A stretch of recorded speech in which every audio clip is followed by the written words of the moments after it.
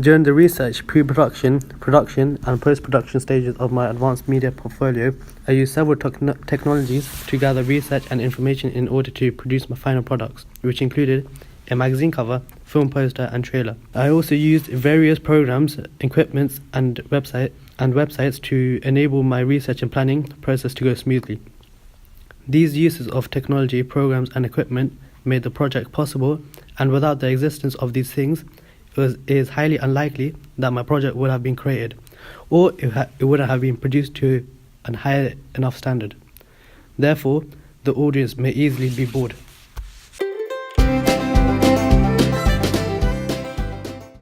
Social network sites such as Snapchat, WhatsApp were mostly used during this coursework process. The only social network platform I used mainly was WhatsApp, and the reason being was to use it to get into contact with my group and broadcast each other's ideas in the process. Communication is critical in group work. In order to communicate effectively, my group and I WhatsApp each other. We created a group chat titled The Media Coursework, which originally consisted of me, Krishna, Harleen and Isha. The departure of Harleen meant Isha, Krishna and I were the only active participants left until Khadija joined the final 2 weeks before the deadline for our film trailer. The purpose of our group chat was to plan and discuss any group work that other individuals may find difficult to approach or handle. WhatsApp was also used to get into contact with our actors and actresses and find out about their availability concerning our filming.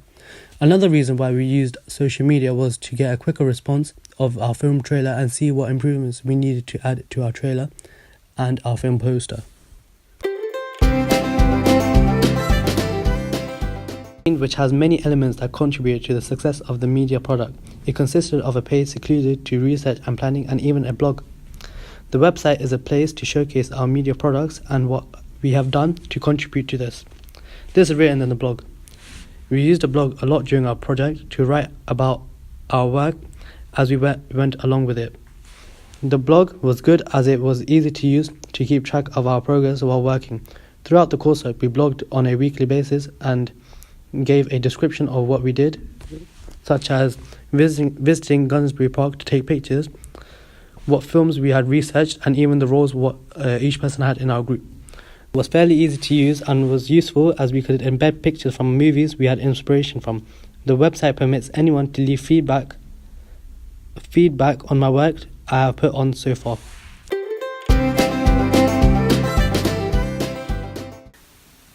YouTube is a video uploading and sharing website. It offers a range of videos that can be viewed from anywhere. I made use of this website a lot for research. Firstly, I used it to research and analyze existing film trailers in hopes to find codes and conventions that will help me apply it to my trailer. I also used YouTube to do more research around films that were already produced by other A2 media students. Being able to look at other media products from A2 students gave me a guidance on what to do and what to avoid repeating in my own project. Finally, I used YouTube to share my trailer, making it accessible to all and sundry to watch. YouTube offers users the opportunity to leave comments which may prove to be useful for my trailer. For example, in our trailer, we look back and forth from YouTube and Final Cut Pro to see what we haven't done in comparison to Jumanji 2, the trailer. Not to mention, we looked at many tutorials on how to use the green screens and special effects. For example, we used green screens for the hologram that was found on YouTube.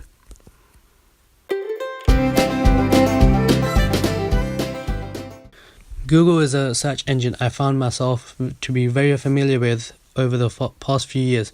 Google can be used anywhere as long as there's connection to the internet. It's very quick and straightforward to use.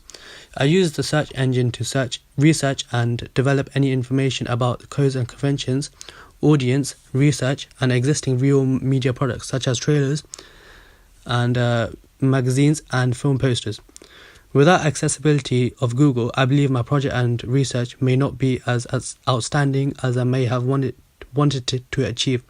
Overall, Google has allowed me to gain a wider knowledge on information what strengthened my coursework further. Google has further allowed my group and I to look into more information, such as researching our film trailers and seeing what aspects of other film trailers we can include in our film trailer. We also used Google to research into how to use green screen effects and look for trailers on how to create an energy ball. We also created a questionnaire using Google Documents to use as feedback on how our trailer should go and what can we improve. During the filming of our trailer, we used two different types of video camera. The reason behind this was because whilst filming, the first camera was a camcorder but had quite low camera quality and would hinder our graphics quality. We realized this after filming the first day.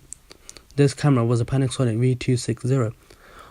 However, after deciding it would be best if we changed cameras, we resorted on using my iPhone 6s camera to film majority of the clips. For our movie magazine and poster, we used a camera lent by our media department to take pictures using a green screen and a tripod. This enabled us to have a better quality image and made capturing the image easier. Both video cameras had very similar features to each other. They both consisted of a small screen that enabled the cameraman to see what was being shot and filmed. However, both were yet different. One had a zoom lever that made it easy to zoom in and out during the process of filming, whilst my iPhone 6s camera didn't have that. So we had to consistently zoom in and out manually for our 6s. However, both of the cameras were portable, which meant they were easy to transport to any location.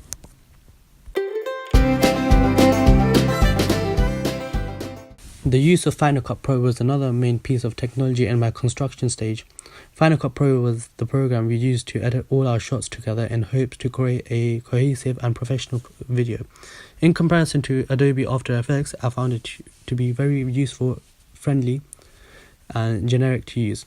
However, it was easier to use Final Cut Pro rather than Adobe After Effects. The program did not give us any trouble of any form and was efficient in allowing me to organize our shots and crop any excessive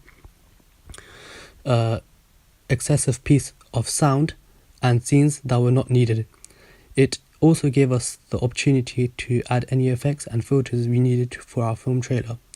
For my trailer, I used a lot of fade to black and dissolve transitions so my scenes could integrate better, adding a continuity to my trailer.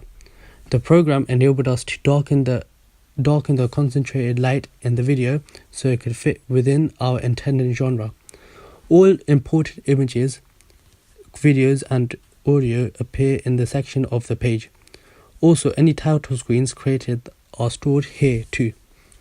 This row of tabs incorporated provide function available to the user so that they can create different effects and make use of the different features provided. These tools are available to edit footage and audio. The blade tool is used to cut out footage that's unnecessary to use and is useless. The storyline and storyboard located in Final Cut Pro, where you can add and edit footage and add effects, also add songs, etc. This section allows you to play the footage while it's being edited.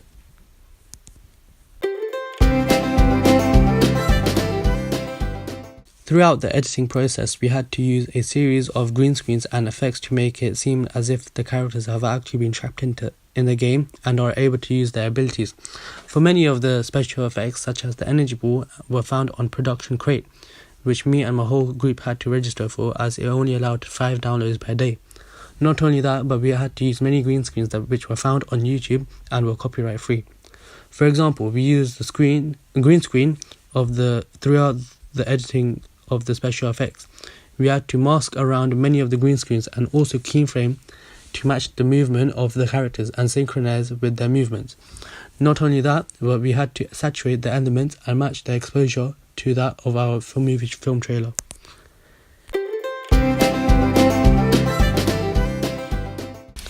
In order to create a magazine poster and a cover, I used a software called Photoshop to do so.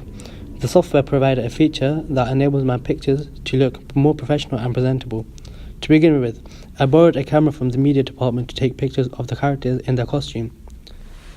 We took pictures in the green screen room so that we were able to get rid of the background and replace it easily. Once the images were uploaded, I used a magic wand to get rid of the green screens.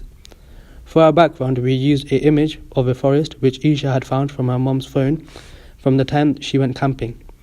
Once adding the images, we changed the color of the characters and background using the color grading tool found from the top of the screen.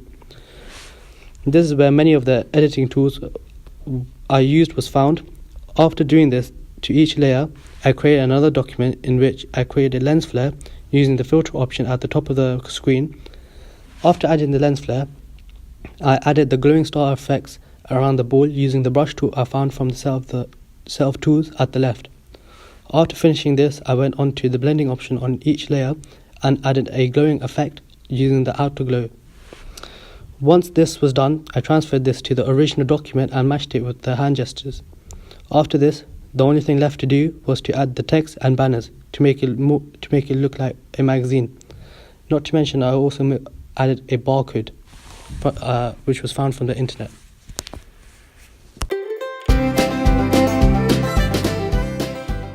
I used my smartphone and iPhone 6s a lot during the duration of this coursework. My phone was used for various reasons, such as taking location shots whilst planning and filming, and also used for majority of the filming.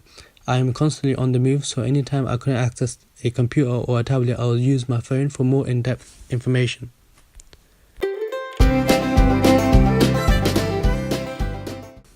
In conclusion, the use of media technologies have been significant in the success of my final product. I've used a range of different technologies during my research, planning and construction and evaluation stages. Although some of the media technologies proved to be quite difficult to work with, I overcame any disbelief in my ability to use them and in turn created an efficient and professional product.